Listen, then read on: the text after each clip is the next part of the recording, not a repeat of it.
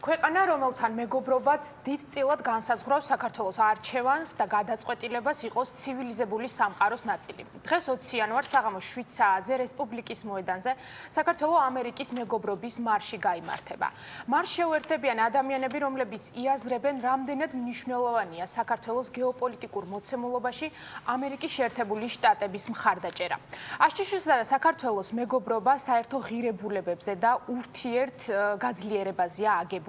USAID-ის და ამერიკელი ხალხის მხარდაჭერით უკვე 30 წელია საქართველოში არაერთი პროექტი ხორციელდება და სწორედ მათი მხარდაჭერით საქართველოს მოსახლეობას აქვს შესაძლებლობა გაიუმჯობესონ ცხოვრების ხარისხი, შეცვალონ გარემო უკეთესობისკენ და წვლილი შეიტანონ საქართველოს წარმატებული, დემოკრატიული და ევროპული მომავლის აშენებაში. საქართველოდან ამ წლების განმავლობაში ათასობით ადამიანმა შეძლო ამერიკული სასტიპენდიო პროგრამებით სარგებლობა და განათლების მიღება. სწორედ ამერიკელი ხალხის მხარდაჭერით შეიქმნა და განვითარდა რიგი ინდუსტრიები, დაინერგა ახალი პროფესიები, განვითარდა მედიცინა და სოფლის მეურნეობა. დღეს მთელი მსოფლიო მოუთმენლად ელოდება ამერიკის შეერთებული შტატების რიგით 47 პრეზიდენტის ინაუგურაციას, რომელიც ვაშინგტონში თბილისის დროით საღამოს 9 საათზე დაიწყება. რა გავლენას იქონიებს საქართველოზე ახალი მმართველი ძალა ამერიკაში და როგორია საქართველო-ამერიკის მეგობრობის გაგრძელების პერსპექტივები? ამ თემაზე ჩვენ სტუმრებთან ერთად გავაგრძელებთ საუბარს. მარშის ორგანიზატორები ტატო ქელბაქიანი და გურამ ჩუხრუკიძე, რომლებიც საინიციატივო ჯგუფს დამკვირვებლებს წარმოადგენენ. ძალიან დიდი მადლობა მარშში მონაწილეობისთვის. მარში საღამოს 7 საათზე აიღებს სტარტს, ინაუგურაცია კი 9-ზე დაიწყება და რაღაც ამერიკული საღამო ექნებათ დღეს ამ მარშის მონაწილეებს, იმიტომ რომ მთავარი განხილვის საგანიც ეს იქნება, ხო, როგორ გაგრძელდება საქართველო-ამერიკის ეს გრძელვადიანი ურთიერთობა და მეგობრობა, რომელიც უკვე 30 წელს ითვლის და ჩვენ ვისაუბრეთ კიდეც, ხო, რა მოგვიტანა ამ მეგობრობამ და რამდენად მნიშვნელოვანია, რომ უფრო გამყარდეს, მიუხედავად იმისა, რომ დღეს ნამდვილად დგას საფრთხე იმისა, რომ ამ ქვეყანამ მიიღოს გადაწყვეტილება, რომ ისეთი პარტნიორი, რომელიც საქართველოა და რომელიც არ იზიარებს მის იდეებს, შეიძლება აღარ სჭირდებოდეს და ეს რამდენად შეიძლება საშიში აღმოჩნდეს ქართველი ხალხისთვის. ტატო, თქვენგან რომ დავიწყოთ. კეთილი, მადლობა მოწვევისთვის. მას მე რაც საქართველოს დამოუკიდებლობა აღიდგინა, ამერიკის შეერთებული შტატები იყო საქართველოს დამოუკიდებლობის სუვერენიტეტის ერთ-ერთი მთავარი გარანტი და დიდწილად მისი მხარდაჭერის დამსახურება იყო სხვადასხვა სფეროში, ეს იქნება ეკონომიკური პროექტები, ეს იქნება თავდაცვის სფეროში და მიუხედავად იმისა, თუ რომელი ტიპის ადმინისტრაცია იყო, ეს მხარდაჭერა იყო უწყვეტი. აი სამხედრო სფეროში მაგალითად პირველად რო დაიწყო წვნის და აღჭურვის პროგრამა, მერე შემდგომში ეს თანამშრომლობა და ეს ყველა იმდენად მნიშვნელოვანი იყო, იმიტომ რომ ხა ჩვენ როდესაც ვართ ესეთი ტიპის გამოწვევის წინაშე, როდესაც ყავს ესეთი დიდი მტერი, რომელსაც ოკუპირებული აქვს საქართველოს ტერიტორიები, ჩვენ გვჭირდება ძლიერი მოკავშირეები და მეგობრები, რომ რაღაცნაირად ეს საფრთხეები მაქსიმალურად დავაბალანსოთ და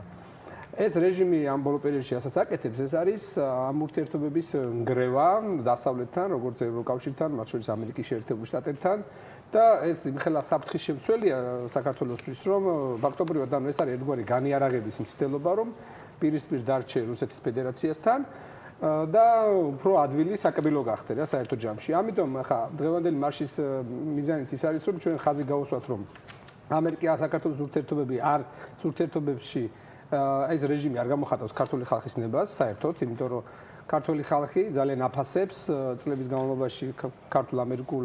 მეგობრობას, თანამშრომლობას და ეს თანამშრომლობაც ფიქრობთ, რომ მომავალშიც გაგრძელდება, ამაში ვართ აბსოლუტურად დარწმუნებული, მიუხედავად იმისა, რომელი ადმინისტრაცია იქნება და დღეს იმიტომ დავამთხვეთ, რომ ახალი ადმინისტრაცია, ასე ვთქვათ, დღეს ინაუგურაცია მოხდება და ახალი ადმინისტრაცია შედის ერთ სახში და შემდგომი თანამშრომლობა ძალიან დიდი მნიშვნელობა აქვს საქართველოს შემდგომი ურთიერთობის და ჩვენ გვინდა ხაზგასმა, რომ ქართული ხალხი ისე ვთქვათ, ერთგულით რჩება ამ მეგობრობის, თანამშრომლობის და ერთგვარი ამის დემონსტრირება იქნება, რომ შემდგომშიც გვაქვს იმედი, რომ ასე ვთქვათ, საქართველოს იქნება ისე ყურადღების ცენტრში დღის წესრიგში ამერიკული პოლიტიკის და რაც ასევე დამაიმედებელია ბოლო პერიოდში თუნდაც იმევე რესპუბლიკური პარტიის რამოდენიმე წარმომადგენლის ბატონი ჯო ვილსონის განსაკუთრებით ამ პოზიციონირებით, როდესაც ძალიან კარგად და დეტალურად არიან გაცნობიერებული თუ საით მიდის ეს რეჟიმი და ამის ერთ-ერთი გამოხატულებაც არის, რომ არავინ არ არის იქ ინაუგურაციაზე მიწვეული და არის საქართველოს პრეზიდენტი სალომე ზურაბიშვილი ამ რეჟიმიდან ცხადია და არანაირი აღიარება არ აქვს. ამიტომ აი ეს ჰქონდა ჩვენ მიზნად, როდესაც ეს დავგეგმეთ, დავამთხვიეთ ამ დღეს და მინდა ყველას მოუწოდო, რომ დღეს 7 საათზე შევიკრიბოთ რესპუბლიკის მოედანზე და იქიდან გვექნება მსვლელობა უკვე პარლამენტის შენობისკენ და ზუსტად რომ მარში რო დასრულდება, ზუსტად მაგ დროს იწყება ინაუგურაციაც. სხვა შორის ხო ეხლა ტატო გისმენთ და ჩვენ გვინდა ერთად გავიაზროთ, რამდენად მნიშვნელოვანია, რომ მარტო საქართველოს მეხუთე პრეზიდენტი კი არ ასწვენდეს ხმას პრეზიდენტს და მის ადმინისტრაციას. ჩვენ ნახეთ Fox-თან მიცემულ ინტერვიუში სალომე ზურაბიშვილმა როგორ გაუსვა ხაზი, რომ აქვს იმედი ტრამპის ესე იგი პარტნიორობის, რადგან არა მარტო საქართველოს ჭირდება ამერიკა, არამედ ამერიკას საქართველო, იმისთვის რომ შავი ზღვის კორიდორში ესე იგი რაღაცა კონტროლი არ შავი ზღვის კორიდორი არ გადავიდეს მხოლოდ პუტინის კონტროლის ქვეშ და ამ რა თქმა უნდა ჩვენ გვაქვს მოლოდინები ინაუგურაციის შემდეგ განსაკუთრებით პირველი 100 დღის, როცა მინდა მაყურებელს შევახსენო, რომ პრეზიდენტი ტრამპი ესეთი ძალიან ფუნდამენტური და ეფექტური რაღაც ესე იგი ღონისძიებების გატარებას აპირებს, მათ შორის უნდა გავიხსენოთ სათადარიგო ესე იგი თადარიგის პროფესორად გენერალი, ხო, რომელიც დაინიშნა ტრამპის ადმინისტრაციის წარმომადგენლად უკრაინასა და რუსეთში, რომელმაც გაახმოვანა დაპირება, რომ 100 დღის ვადაში ომი უნდა დასრულდეს. აი ამის ფონზე რუსეთსა და უკრაინას შორის სასაკვირველია. ამის ფონზე ჩვენ გეოპოლიტიკური მდგომარეობიდან გამომდინარე, ვიცით რომ საქართველოს გვინდა იყოს ყურადღების ფოკუსში, მაგრამ დღეს სტატომ როგორც შეგვახსენა, საქართველოსდან ოფიციალურად მიწვეული არის მხოლოდ მეხუთე პრეზიდენტი. რამდენად მნიშვნელოვანია გურამ, თქვენ რო გითხრათ, რომ ხალხის პროტესტიც იყოს გამოხატული სწორედ ამ ქართულ-ამერიკულ მარშში, ხო, მეგობრობის მარშში დღეს და ხალხის ნება იყოს გამოხატული დღეს რუსთაველზე. მოგესალმებით, მადლობას მოგხსენით მოწვევისთვის, მივისალმებით დღეს მაყურებელს. რა თქმა უნდა, ეს არის უაღრესად მნიშვნელოვანი, რომ ვაჩვენოთ ჩვენ საქართველოს მოსახლეობას, რომ ჩვენ ვდგავართ ამერიკით, რომ ამერიკელი ხალხი და ჩვენ ვართ, აი როგორც ჩვენ გვაქვს ერთ-ერთი ლოზუნგი, თავისუფლებით გაერთიანებული, ხოლო განმტკიცებული მეგობრობით. შესაბამისად, ახლა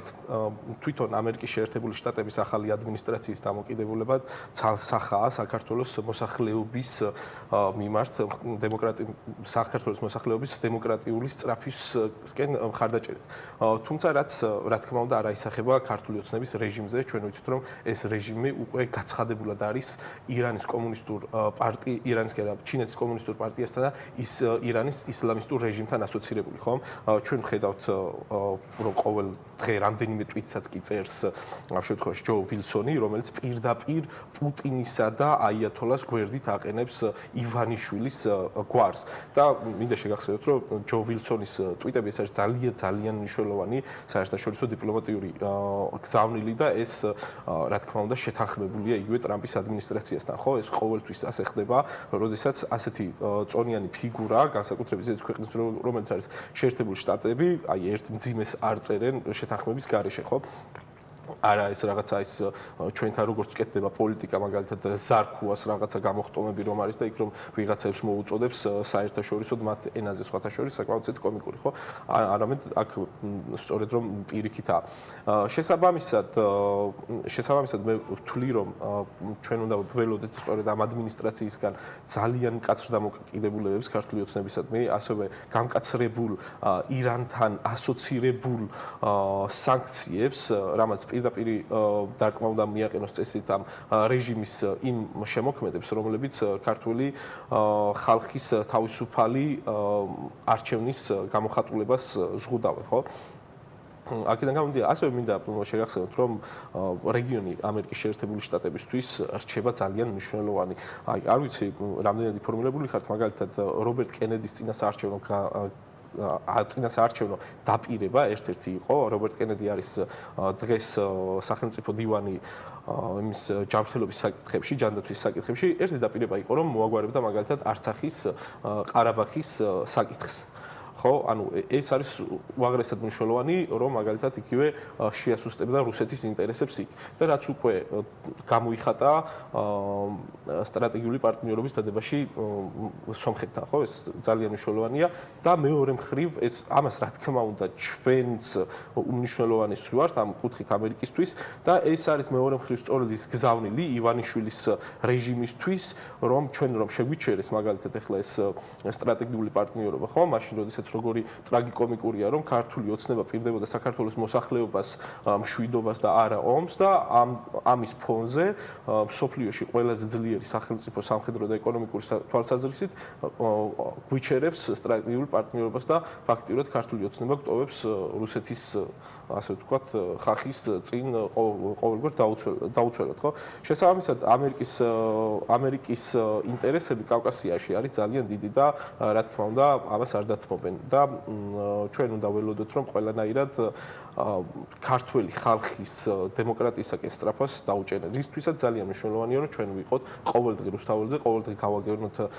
რეჟიმს ხმა, რომ ჩვენ ამ შემთხვევაში ფარხმალს არ დავყრით და ვიბრძოლეთ ბოლომდე, რის გამოხატულებაც იქნება დღევანდელი მარში, სადაც ველოდებით საკმაოდ ბევრ ხალხს და აქედან მოუწოდებ რომ ძალიან მნიშვნელოვანია დღეს რომ ყველამ გავაგენოთ ამერიკელ ხალხს და ამერიკის ახალ ადმინისტრაციას, რომ საქართველოს მოსახლეობა დღეს იბრძვის ისეთი რეჟიმების წინააღმდეგ, როგორიც არის რუსეთის და ირანის და ჩვენ არ დავუთმოთ ჩვენს თავისუფლებას მათ, ასე ვთქვათ, პროქსი რეჟიმს. და ის რომ ამ მოსახლეობას ძალიან ჭირდება ამერიკული მხარდაჭერა და ამერიკელი ხალხის მხარდაჭერა, ჩვენ ვსაუბრობთ თითოეული ადამიანის ისტორიაზე, ხო, ამ შემთხვევაში. იგივე სოფლის მეურნეობის მიმართულებით ვიცით, რამდენი პროექტი განხორციელებულა წლების განმავლობაში და თითოეული გლეხისთვის რამდენად გადამწყვეტი აღმოჩენილა სწორედ ამერიკელი ხალხის მხარდაჭერა. დატო აუცილებლად უნდა გითხო იმ პროპაგანდის შესახებ, რომელიც საკმაოდ კარგად ამუშავდა რაღაც ეტაპზე, თუმცა მის აბსურდულობაში ახლა უკვე ყველა დარწმუნებულია. ვსაუბრობ გლობალური ომის პარტიის და Deep State-ის საკითხზე, ხო და რაც უფრო მოახლოვდა ინაუგურაციის დღე, თითქოს უფრო ძლავრად ცდილობდნენ კიდევ ამ პროპაგანდის წინ წამოწევას. აი, რამდენად აბსურდულია დღეს ამაზე საუბარი, ის რომ სამყაროში ყველაზე ძლიერი, იგივე ეკონომიკურად და პოლიტიკურად ძლიერი სახელმწიფო, რომელიც უზრუნველყოფს იმას, რომ ადამიანის უფლებები მთელ მსოფლიოში იყოს თანაბრად დაცული ყველგან, ყველა ქვეყანაში, ამ კონტექსტში, ამ ქვეყნის მიმართებით ვსაუბრობთ Deep State-ის არსებობაზე. აი, რამდენად რეალურია, რომ ჩვენ ვიცით, როგორი მძლავრია პროპაგანდა, მით უმეტეს სოციალური სივრცის და გაჯეტების ეპოქაში, სადაც ესე უკონტროლოდ ვრცელდება ეს ინფორმაცია. მიუხედავად იმისა, რომ ეხლა ჩვენთვის ცოტა ესეთია კომუნიკურიც არის ხოლმე, ნაზავშოთ ესეთი ტიპის პროპაგანდაზე პასუხისგაცემა, უნდა ვაღიაროთ, რომ მათ საკმაოდ ძლიერი ინსტრუმენტები აქვთ და ეს ამ ავტორიტარულ რეჟიმების ერთგვარი პლეიბუქივით არის, ხო, რომ რაღაცა ეფემერული რაღაცა მტრის ხატის შექმნა უნდა დაიწყონ და მე ამ მტრის ხატთან რაღაც ქარის ისკულებთან აბრძოლონ ხალხი და ეს ერთ-ერთი ინსტრუმენტია, რომელიც რაღაც გაურკვევლობას, ეხლა ჯერ იყო გლობალური ომის პარტია, მერე რაღაცა Deep State-ი. ანუ ეს არის რაღაცა ძალიან აბსურდული რაღაცა მტრის ხატის შექმნა და ამ ადამიანების რაღაცა დაზაფხვა ამ მიმართულებით და სამწუხაროდ, შეიძლება მე თითქმის დარწმუნებული ვარ, რომ ძალიან ცოტა ადამიანი ექვემდებარება, მაგრამ რაღაც ადამიანებზე რა თქმა უნდა სამწუხაროდ გავლენას ახდენს და ამიტომ ჩვენ კიდევ ერთხელ უნდა შევახსენოთ და ახლა მე არასამთავრობო სექტორში ვარ წლების განმავლობაში და რა თქმა უნდა დონორ ორგანიზაციებთან განსაკუთრებით USAID-თან ქონია ურთიერთობა და უბრალოდ შეუძლებელია ვერ ხედავდე იმ წვლის, რაც აქ შეტანილი ამერიკის ადმინისტრაციას, მაგალითად იგივე სოფლის მეურნეობის განვითარებაში, კულტურის განვითარებაში, ადამიანის უფლების დაცვაში, კანონის უზენაესობაში, იმდენი პროექტებია, იმდენი, ეხლა დღეს უკვე ცოტა ამ ერთგვარად საფრთხის ქვეშ დგება, მაგრამ გარკვეულწილად მაინც გრძელდება, რომ უბრალოდ აი მათი მხარდაჭერით, მათი წვლილის გარეშე, მათ შორის რა თქმა უნდა, ევროკავშირის მხარდაჭერასთან ერთად შეუძლებელი იქნებოდა იმ სახელმწიფო ინსტიტუტების მშენებლობა და საერთოდ რაღაცა სახელმწიფო ჩამოყალიბება ამ ინსტიტუტების მათი მხარდაჭერის გარეშე და ამიტომ მე ვფიქრობ რომ კიდე მეტი უნდა ვიმუშაოთ და საზოგადოებას უნდა აუხსნათ ვინ არის მტერი და ვინ არის მეგობარი ხო ხა ბევრისთვის მე მგონია რომ ცხადია ეს ყველაფერი მაგრამ ამ პროპაგანდით ხდება ერთგვარი არევა აი აღრევა რომ აი ფაქტობრივად რაღაცა ერთ სიფრთხეში გადაყავთ ხოლმე რუსეთი და ამერიკა და რაღაცნაირად ტოლობის ნიშნის დაწერას ცდილობენ რომ მე რაღაცნაირად აი იცი არის მაინც შეჩეული ჭირიჯობე და რაღაც ესეთი მეთოდები აქვს გამოყენებული მაგრამ მე ვფიქრობ, რომ ეხლა ბოლო პერიოდში რასაც ჩვენ ვაკვირდებით ამ ქართული ხალხის ესეთ სწრაფვას, ხო, თავისუფლებისკენ, იმიტომ რომ მე არ მახსენდება პრეცედენტი საქართველოს ისტორიაში, რომ პროტესტი ამნახანს გრძელდებოდეს. და თან ისე რომ ეს პროცესი არ ნელდება რა, ეხლა ჩვენც ანუ თან ისეთი ჰორიზონტალურია ეს პროცესი, ხო, ანუ თვითორგანიზებული ჯგუფებია, ხო, ეხლა ჩვენც რაღაცა ინიციატივა ჯგუფი გვაქვს დამკვირვებლების, რაღაცებს ვაკეთებთ, უამრავი სხვა ჯგუფი აკეთებს სხვადასხვა ინიციატივებს და მათ შორის ეს პროტესტი არის გაშლილი და ეს კიდევ უფრო აჩვენებს იმ დასავლური სამყაროსთვის, მათ შორის ამერიკის შეერთებული შტატებისთვის, რომ აქ ხალხის არჩევანი არის თავისუფლება, ხალხის არჩევნია დემოკრატიული ღირებულებები, ხალხი არ დაემორჩილება ამ ავტორიტარულ რეჟიმს და აი ამ დაუმორჩილებლობის ერთ-ერთი ინსტრუმენტია და ასევე იმის მოწოდება, რომ ძალიან მნიშვნელოვანი იქნება ახალი ადმინისტრაციის მხრიდან საქართველოს და ქართული ხალხის მხარდაჭერა. და ამიტომაც ჩვენ დღეს კიდევ ერთხელ იმიტომ გვინდა რომ შევიკრიბოთ, რომ ვაჩვენოთ, რომ ეს ჩვენი მეგობრობა, თანამშრომლობა, რომელიც ბოლო 30 წლის განმავლობაში ძალიან ინტენსიური იყო, მას ძალიან ვაფასებთ. და ძალიან დიდი იმედი გვაქვს, რომ ეს თანამეგობრობა კიდევ უფრო ინტენსიური და ღრმა იქნება მომავალში. იქნება რა თქმა უნდა და ნახე 20 რიცხვი რაღაცნაირად გახდა ისეთი მოლოდინის რეჟიმში ვიყავით ყოველთვის სამხრი 54 წლის დღეების განმავლობაში, როცა აქციაზე ხალხი ვიკრიბებთ და ველოდებით ამ 20 დღეს 20 დღე 20 რიცხვს, რომელიც აუცილებლად რაღაცა უნდა თქვას 20 სათქმელი თავისი უნდა გააკეთოს. ჯონ უილსონის ეს განცხადებები ჩვენთვის გასაგები და მისაღები იყო, რა თქმა უნდა, მაგრამ ჩვენ არ ვიცით ტრამპი ალბათ შეთანხმებაც იყო, რა თქმა უნდა, მათ შორის ვინ რა განცხადებას გააკეთებდა ამერიკის მხრიდან, მაგრამ რა მოლოდინი უნდა გქონდეს, როდის შეიძლება ტრამპაც ახლა ძნელი ამაზე პასუხის გაცემა, მაგრამ რაღაცა ისინი გამოუშვას, მესიჯი გამოუშვას, რომ ჩვენთვის ძალიან ისეთი სახარბიელო და მისაღები იყოს, თუმცა არა მხოლოდ ჩვენ არ ველოდებოდით ამ 20-ს, ის ეგრეთ წოდებული მთავრობაც ელოდებოდა, რომ აი ამ 20-ში ჩვენ გადავწყვეტ, 20-ში ჩვენ ვიზავთ, 20-ში ჩვენ ისინი ახლა არ მივდივართ ჩვენ ინაუგურაციაზე, მაგრამ მე ჩავალთ. რაღაცა აბსოლუტურად აბსურდულ იმაში გვამყოფებენ და უბრალოდ რთულია ამაზე პასუხის გაცემა, მაგრამ მაინც დაახლოებით რომ რაღაცა ჩვენ ვივარაუდოთ. მე ვფიქრობ, რომ ჩვენი ამ შემთხვევაში ჩვენი ბრძოლა ასევე არის მიბმული ისეთ გეოპოლიტიკურ მოვლენებზე,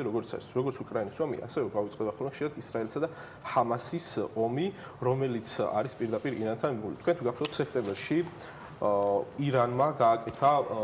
ირანმა შეუტია ბალისტიკური რაკეტები ესროლა ისრაელს, რის შემდეგაც ისრაელს პასუხი არ დაუბრუნებია და მათ შორის სთხოვდნენ ჯო ბაიდენი, მათ შორის ეს ოფიციალური ინფორმაცია შეიძლება მოიკვლიოთ, რომ არ დაერტყა ისრაელს უკან, მათ შორის მათ სანავთობო რეზერვებზე და ასევე ბირთვულ პროგრამაზე, რასაც შეიძლებოდა თუნდაც მათ შორის ირანის რეჟიმის ჩამოქცევა გამოიწვია. ამ შემთხვევაში დონალდ ტრამპი და ზოგადად ტრამპის ადმინისტრაცია არის რადიკალურად სხვანაირად განწყობილი და შეიძლება მოხდეს იქ რაღაცა ჩარევა, როგორც მაგალითად აი სოლეიმანი როგორც მოკლეს ტრამპის ადმინისტრაციის დროს, ისევე მოხდეს ჩარევა, რომ ირანის რეჟიმის ჩამოქცევა. ანუ რატომ არის ეს მნიშვნელოვანი ჩვენ შემთხვევაში, ხომ? ივანიშვილის რეჟიმი პირდაპირ ასოცირდება ანტი-ისრაელი, ანტისემიტურ რეჟიმთან, რომელიც კობახიძე იყო ჩასული და იქ ერთად მღეროდნენ და ყოველ შემთხვევაში იდგა იქ სიკვდილი ისრაელს და სიკვდილი ამერიკას, ხომ და პირდაპირ იგულისხმება უკვე არის ასოცირებული ისლამისტურ რეჟიმთან ირანის. შესაბამისად, ამათთან ანუ ეს დონალდ ტრამპი არაკეთებს და ბევრ სხვა ხელისუფლებაზე აკეთებს განცხადებას, მაგრამ ის პროქსი რეჟიმებზე როგორც წესი არაკეთებენ ხოლმე და შესაბამისად, აქაც ძალიან მნიშვნელოვანია რა მოხდება და მე მგონია რომ პირველ 100 დღეში სწორედაც რომ იქნება გარკვეული ძვრები აქეთ. მაგალითად თუ ირანის რეჟიმის შეცვლა მოხდა, რაც მათ შორის ირანის შაჰის შვილი, რომელიც ითვლება მათ შორის ირანის ზოგიერთი ასე ვთქვათ ოპოზიციური ლიდერების მხრიდან ირანის ლეგიტიმურ მმართველად, ის თუ მოხდა იქ თუ რეჟიმის შეცვლა მოხდა, შესაბამისად ანუ ჩვენთან ძალიან დიდი ძვრები იქნება რა და აი ამას უნდა ველოდოთ, რომ პირდაპირ ვართ მიბმულები აი ამ საკითხებთან რა. მეორეს მხრივ ახლა რა თქმა უნდა ამერიკა ჩემი აზრით პარალელურად გააგრძელებს და უფრო მეტ სანქციებს წამოიღებს ივანიშვილის რეჟიმისკენ, რამაც წესით უნდა გამოიწვიოს მათ შორის ეს სამინისტროებში გარკვეული დაძაბულობა, ჩამოქცევა შიდა რგოლის მენეჯერების, რა ვიცი, მე ასე ვფიქრობ, შენ რა სიტყვა? ხო, მე ვფიქრობ, რომ ეხლა ზუსტად თემის მოლოდინშია, რომ პირველი ნაბიჯები რა იქნება, რა თქმა უნდა, ტრამპის ადმინისტრაციის, მაგრამ ძალიან ადვილად ამოსაცნობია მისი სტრატეგია იგივე ჩინეთთან ურთიერთობასთან მიმართებაში და ის თუ როგორ უყურებს ამ ჩინეთის ეკონომიკურ ექსპანსიურ პოლიტიკას ზოგადად სოფლიოში და ერთ-ერთი გამაღიზიანებელი ერთმნიშვნელოვნად არის ზუსტად რომ ანაკილის პორტის გადაცემა მოხდა ჩინეთისთვის და მე ვფიქრობ აი ეს არის ერთგვარი წითელი ხაზები ამ ახალი ადმინისტრაციის ანუ ძალიან ბევრი ფაქტორია გარდა იმისა რომ ირანთან ასოცირება, ჩინეთთან ასოცირება, რუსეთის ფაქტორი რომ ამ ადმინისტრაციამ კარგად დაინახოს არა მარტო ის რომ აქ ხა დემოკრატიული ღირებულებების ფასეულობა და ხალხის სწრაფვა დასავლეთისკენ ძალიან მნიშვნელოვანი ასევე გეოპოლიტიკურად რამხელა საფრთხის შემცველია ეს რეჟიმი თუნდაც ამერიკის ინტერესებისთვის და მათ შორის ჩვენი ინტერესების ხო აქ ხო ზოგადად ინტერესთა დამთხოვა ხო ანუ ჩვენი ინტერესია ძლიერი მოკავშირეები რომ ამ რუსეთის და ამ ავტორიტარული ქვეყნების გავლენა შევამციროთ და დასავლეთისკენ წავიდეთ იყოს სწრაფად და მათი ამოცანაა ცხადია რომ საქართველოს აქ ერთგვარი ძალიან მიზიდული ერთ-ერთი ფუნქცია ხო საქართველოსი არის ეს როგორც სატრანსპორტო დერეფანი ან ენერგეტიკული დერეფანი თავისთავად ანუ ეს არის ძალიან დიდი ასე ვთქვათ ფასეული დასავლეთისთვის რომ ნავთობ რესურსები იქნება თუ სატრანსპორტო და ამიტომ ახლა რუსეთის კორიდორი შავი ზღვის საფრთხეებზე რუსო აი აქ ანუ თავის დროზე როდესაც ბაქო-თბილისი-ჯეიჰანიდან დაწყებული ეს პროექტები რო დაიწყო ეს საქართველოს ამით რაღაცა მნიშვნელოვანი ფუნქცია შეიძინა და საქართველოს კონტროლის ქვეშ მოქცევის შემთხვევაში ამ დერეფანს ბოლომდე კეტავს ხო ამიტომაც არის რომ ამერიკის პირდაპირ ინტერესებშია რომ ეს არ მოხდეს და ამიტომ ზუსტად ეს ინტერესთა დამთხოვა და ამიტომ ეს ქართული ხალხის ბრძოლაც ამ თვალსაზრისით ძალიან მნიშვნელოვანია რომ ესე ვთქვათ იყოს ძალიან პრინციპული იმიტომ რომ აქ უნდა ხედავდეს მთელი დასავლური სამყარო რომ საზოგადოების უდიდესი ნაწილი ესეც არის პროდასავლურად განწყობილი არის დასავლური ღირებულებებისადმი ერთგული და აი ამ რეჟიმის გამოხდომები, რომლებსაც რაღაცა გარკვეულ ჯგუფ ადამიანებს ძალაუფლება აქვთ ამ ეტაპზე მოპოვებული, არ გამოხატავს ქართული ხალხის ნებას. და ეს არის ძალიან მნიშვნელოვანი ხაზგასმა და მე ვფიქრობ, რომ ადმინისტრაცია, შემდგომი ადმინისტრაცია ზუსტად ამ პრინციპებით იხელმძღვანელებს და შესაბამისად შეიძლება პირველი ერთი კვირა არ იყოს საქართველოს აქტიურად დღის წესრიგში მაგ თვალსაზრისით, იმიტომ რომ ძალიან ბევრი პრიორიტეტები აქვს ხადი ამერიკას, მაგრამ მე დარწმუნებული ვარ, რომ საქართველოს საკითხი ისევ აქტიური იქნება, twins stick ინიცირებული ასევე კანონპროექტი. მეგობარი აქტის შესახებ ცალკე საქართველოს კოშმარის აქტს ეწოდებენ. და ნახოთ, იმიტომ რომ ამის განხილვაც მოხდება კონგრესში და ძალიან მნიშვნელოვანია შემდგომი ზეწოლები გაგრძელდეს ამ ადმინისტრაციაზე, ანუ აქ არის ორი ინსტრუმენტი, ხო, ამ რეჟიმის წინააღმდეგ. ერთი არის შიდა ზეწოლა, რომელიც ჩვენი პროტესტის უწყვეტობა გვაძლევს და მეორე არის გარე ზეწოლა, რომელიც არის როგორც ევროკავშირისგან, ახლა ბრიტანეთსაც აქვს დაანონსებული და ცალკე ამერიკის შეერთებული შტატებისგან და მე ვფიქრობ ამ ორი კომპონენტის სინერგია მოგცემს იმას, რომ ჩვენ აუცილებლად მივახცევთ ახალ არჩევნებსაც და აუცილებლად მივახცევთ ამ დაკავებული ამ ტყვეების გათავისუფლებას. არა ყურადღება უფრო მალე მოექციათ ჩვენთვის ვიდრე 100 დღის ჩვენ კი გაუძლებთ იქ დგომას კიდევ ნახოთ შეიძლება მალეც იყოს უფრო მალე იყოს ინაუგურაციაზე იქნება წარმომადგენელი საქართველოსდან სალომე ზურაბიშვილს გულისხმობ რა თქმა უნდა რომელიც ნამდვილად გამოხატავს ქართული ხალხის ნებას და ესეც რაღაც საიმედო სიგნალია ხო იმიტომ რომ ვიცით რომ როგორი მცირე რაოდენობის ადამიანი შეძლებს დასწრებას მით უფრო იმის გათვალისწინებით რომ უამინდობა ახლა ამერიკაში და კიდევ უფრო ცოტა ადამიანი შეძლებს როგორც ვიცით 1000 ადამიანი იყო რიცხვი რომ ვინც უნდა დასწრებოდა თუმცა კიდევ უფრო ნაკლები მოახერხებს და მათ შორის არის კაპიტოლიუმის კიბეებთან კი არა უკვე შენობაში გადაინაცვლა სხვა შორის უსაფრთხოების გამოც არის ვარაუდები რომ ინაუგურაციის ცერემონია სწორედ შენობაში გადაწყდა ისე კი გეტყვით რომ არც ისე დიდ ვაშინგტონში 25000 სამართალდამცავია მობილიზებული დღეს უსაფრთხოებისთვის ამ ამერიკისთვის მნიშვნელოვან დღეს და ინაუგურაცია საღამოს 9 საათზე დაიწყება 7 საათზე კი რესპუბლიკის მოედნიდან დაიძრება ქართულ-ამერიკული მეგობრობის მარში ჩვენ წარმოგვიდგენია რამდენი მადლიერი ადამიანი აი ამ მეგობრობის და ამ პარტნიორობისგან გამომდინარე რამდენი მადლიერი ადამიანი შემოგიერთდებათ 9 საათზე აუცილებლად ყველანი იქ უნდა ვიყოთ 7 საათზე რომ დავიწყებთ და შევიკრიბოთ აჩერება ძალიან ბევრი რომ ამ პროცესში ჩვენ თვითონ კიდევ გადავიმოწმოთ ტატო ქელბაქიანი არასამთავრობო ორგანიზაცია პრევენცია პროგრესისთვის გამგეობის თავმჯდომარე დღეს გურამ ჩუხრუკიძესთან ერთად მოვიწვიეთ ჩვენს გადაცემაში რომელიც საინიციატივო ჯგუფის დამკვირვებლების წარმომადგენელია მე მინდა დაგემშვიდობოთ და მადლობა გადაგიხადოთ